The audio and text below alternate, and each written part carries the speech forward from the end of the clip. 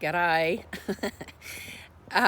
So today I'm going to talk about the shape of cows, and again, the reps and where did this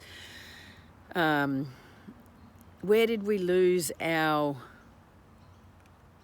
smarts on knowing what a good cow is? When you were young and you saw the adults around you drinking beer or wine or whatever, you thought, oh God, I really want to have a go at that. And you had a taste of it and it was shit. I don't reckon there'd be anyone in the world that the first time they drank wine or beer, they enjoyed the taste.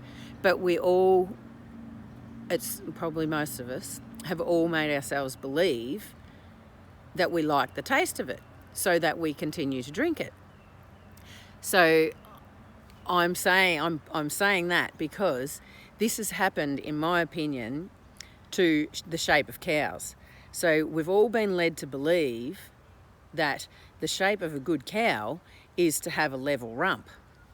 Now, I beg to differ. But in my world, when I look at a cow out in the show ring, I can pick the one that's going to win. But to me, she's not the one that's the best cow. She's not the one that's going to go home and make you the most money. She's not the one that's going to be the most easeful to look after. And the semen reps come in and they tell you, they market calving ease on the size of the calf. Now, yes, calving ease is a tiny bit the size of the calf, but it's not the main thing. The main thing on calving ease is the shape of the rump.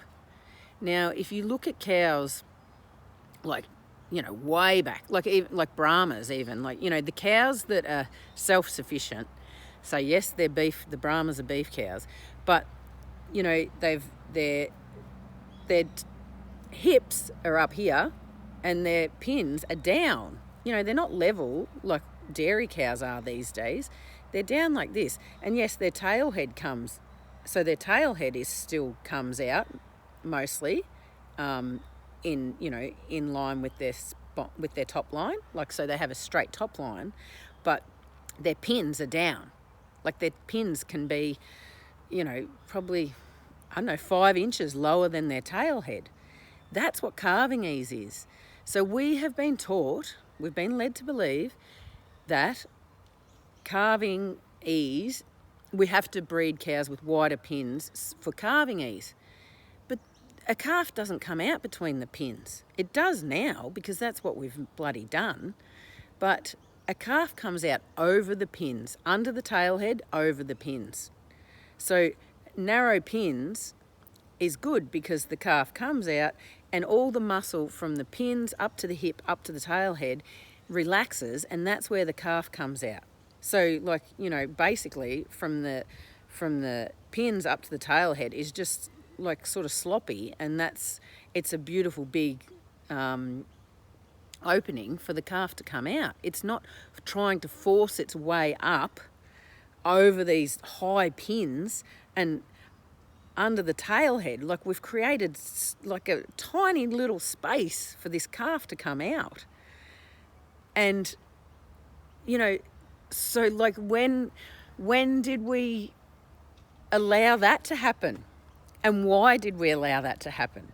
Because and then we all know that creates problems then, that especially if she has there's a lot of cows with inverted anuses now, so the infertility there. And if they've got high pins or a level rump, so we've been led to believe is good, they just don't drain. They just don't naturally drain. And it's such a strain on their body because it's not how they're naturally made.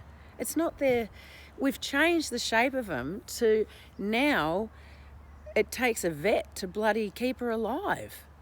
And it's ludicrous. No wonder as farmers, we're all so freaking stressed out and wrung out because we've changed things so far away from what is natural that we're micromanaging everything, thinking we're doing a good job, and you are, but we've micromanaged it into oblivion now. It's like, no wonder everyone is so freaking stressed.